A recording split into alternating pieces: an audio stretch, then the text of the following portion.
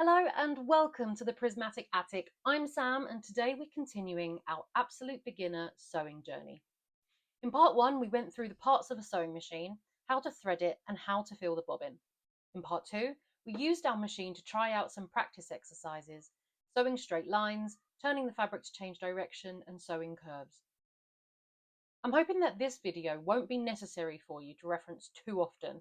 We're going to look at some common problems people face when using a sewing machine, troubleshoot, and hopefully learn how to fix them. As a reminder, every sewing machine is different, but the general functions remain the same.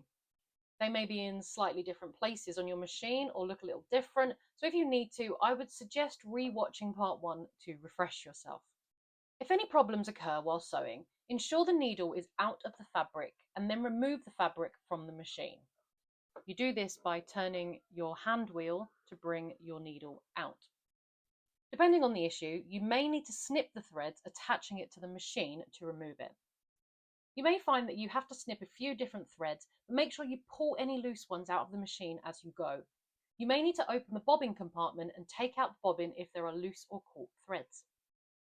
Use a piece of scrap fabric to test as you try solutions so that you don't ruin your project if it takes a few tries to fix the issue. For many problems, the solution is like a turn it off and on again. We're going to unthread and rethread the machine. First thing to do when something isn't working right, unthread, rethread. Take out the bobbin, put it back in. Set it up from scratch and see if that helps. Make sure you follow the directions on your machine and then give that another try. This is the tension dial. Tension dial adjusts the tension discs. As you thread the machine, your thread goes between these discs. Turning the tension up brings these discs closer together, holding tighter to your thread. Reducing the tension moves the discs apart so that they're not holding on as tight. The discs are open when your presser foot is up, and they close when you put the foot down.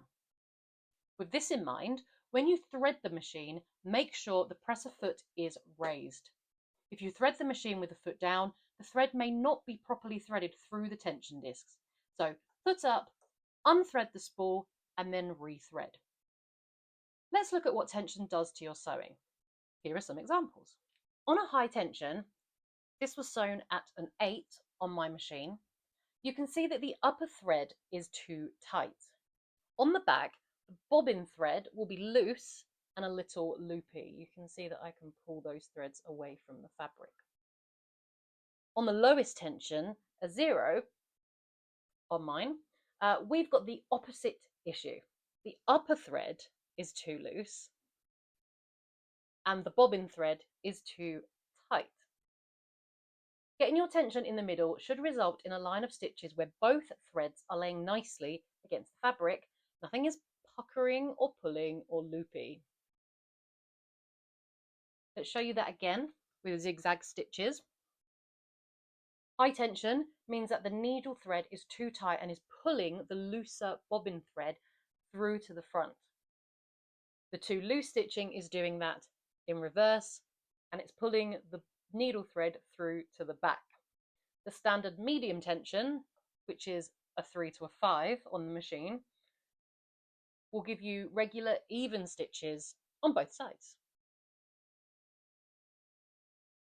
Next tip, if you haven't changed your needle in a while, putting in a fresh one solves an amazing number of sewing machine problems.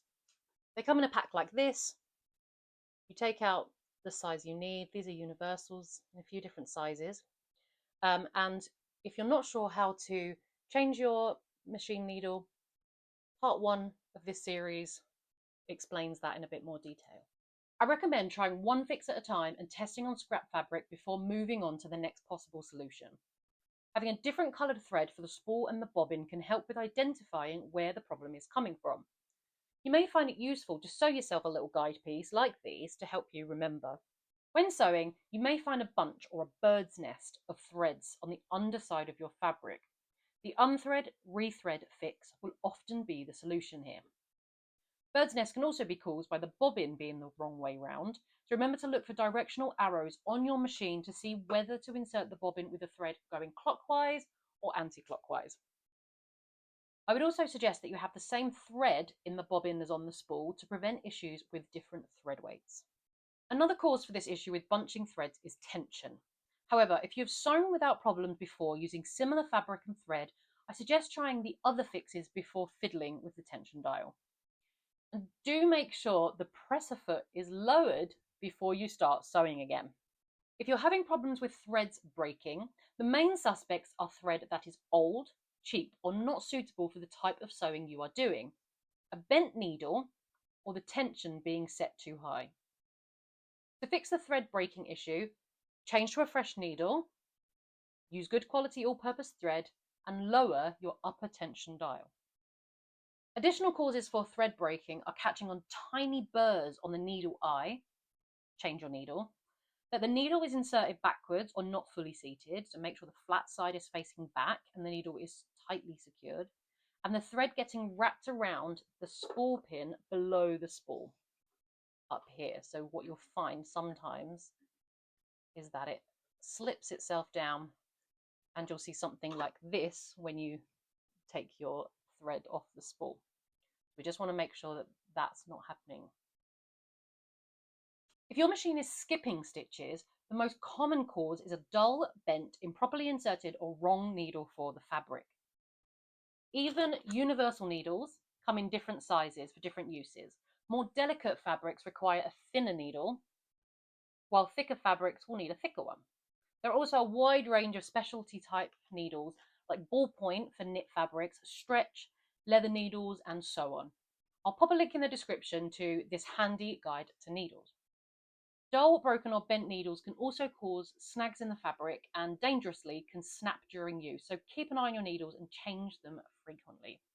Skip stitches are another problem that can be potentially fixed with a rethread of the whole machine. If the bobbin thread on the underside of your fabric is loopy or overly tight, it may be that your bobbin isn't wound properly, has been inserted incorrectly, is the wrong bobbin for the machine, or is damaged. Here's a short clip of my sewing getting caught because it's the wrong bobbin type and it keeps hooking itself around this center piece of metal in the middle of the bobbin. Fix this by changing it for a plastic bobbin. So make sure you're using the correct bobbins for your machine and replace any that are bent, damaged, or cracked. In the meantime, try refilling your bobbin from fresh.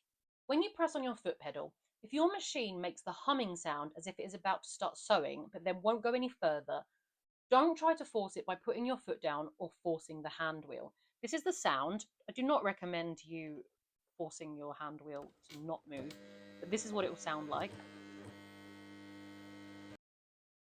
For your advice.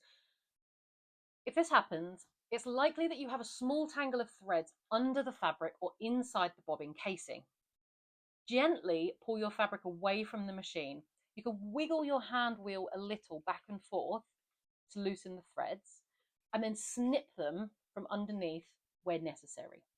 Ensure you pull all loose or bunched threads out of your machine before trying again. If the fabric is having a dance party and moving around all over the place, entirely impossible to control, it might be that the presser foot is taking a break. But don't forget to drop that down when you start sewing. If your machine stitches in one place and the fabric won't feed through, even with the presser foot down, check that your feed dogs, this zigzag piece of metal on either side, haven't been lowered. To check, remove your fabric from the machine and do a full turn of the hand wheel. You should see the feed dogs come up, move forward, drop down, move back, and then come back up again. Lowering the feed dogs isn't an obvious switch on all machines. Neither of mine have them. Instead, they can be equipped with a darning plate which covers the feed dogs to allow for free motion sewing. If your machine has this feature, it will likely be found at the back or on the bottom of the machine arm, or behind the accessory box. This drop feed lever will need to be slid or switched back to the normal working position. Keeping your sewing machine clean is also important to keep it running smoothly. Over time, dust, fluff, and small threads can gather in the nooks and crannies, so give your machine a little TLC from time to time and keep it free from debris. Use the little brush that came with your machine rather than blowing into it, as blowing can push lint further inside. If you have tried some of these fixes for problems you are having with your machine with no luck, it might be time to get a service.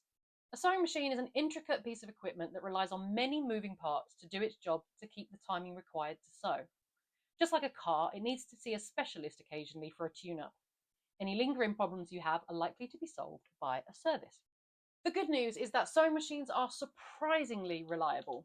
Most problems aren't signs that your machine is broken, and they're just your machine asking for a little attention. I hope this video has been helpful for you, and that if you have problems with your machine, something we've been over today will help. Thanks so much for hanging out with me today. I hope that this series so far has been helpful in building your confidence to start on your sewing journey. I look forward to seeing you in the next one. Have a wonderful rest of your day.